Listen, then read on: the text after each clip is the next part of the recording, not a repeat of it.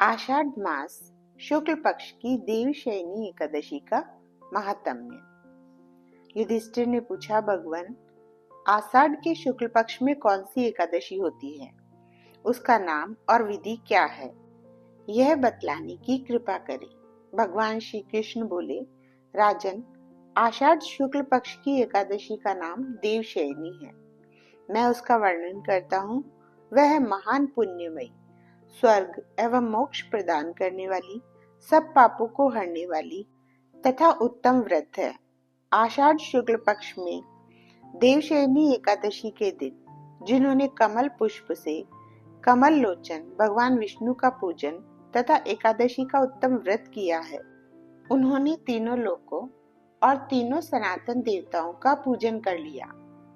हरिशयनी एकादशी के दिन मेरा एक स्वरूप राजा बलि के यहाँ रहता है और दूसरा क्षीर सागर में शेषनाग की शैया पर तब तक शयन करता है जब तक आगामी कार्तिक की एकादशी नहीं आ जाती। अतः आषाढ़ शुक्ला एकादशी से लेकर कार्तिक शुक्ला एकादशी तक मनुष्य को भली भांति धर्म का आचरण करना चाहिए। जो मनुष्य इस व्रत का अनुष्ठान करता है वह परम गति को प्राप्त होता है। इस कारण यत्न पूर्वक इस एकादशी का व्रत करना चाहिए।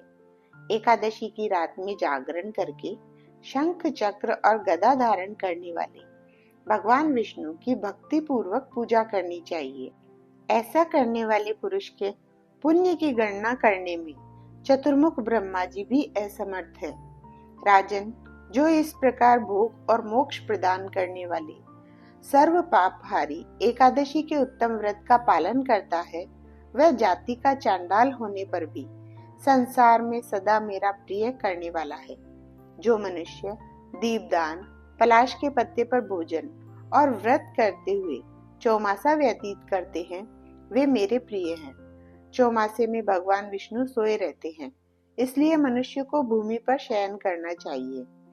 सावन में साग, भादों में दही, क्वार में दूध और कार्तिक में दाल का त्याग कर देना चाहिए।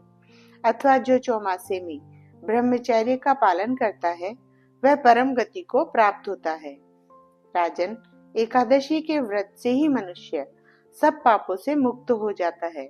अतः सदा इसका व्रत करना चाहिए, कभी भूलना नहीं चाहिए।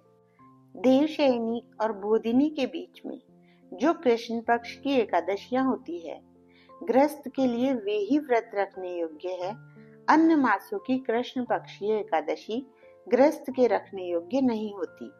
शुक्ल पक्ष की एकादशी सभी करनी चाहिए। जय श्री राधे राधे।